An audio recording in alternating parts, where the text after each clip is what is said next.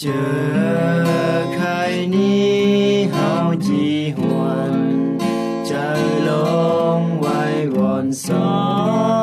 ที่สาวหาเบอร์หน้าของตันเจ้าสอจอยสวยลางหาเจอนั้นเสียงสั่นยังยอมบาปผิดที่ได้เย็นแล้วตันเจ้าที่ได้ฟังความไว้วอ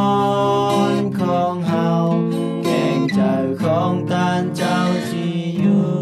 ต้อยกับเฮาเลิงเลิงที่เบิ่งแยงแผ่นดินของเฮาหาคอยเพื่อชื่อเสียงตันเจ้าอยู่ต้อยเลิงเลิงด้วยเจ้าตกคงเจ้าตีอ่อนเหนื่อยแห้งไว้วอนสอที่สาวหาเบอร์หน้าของตันเจ้าสอจอยสวยลางหาเจ้านั้นเสียงสั่นยังยอ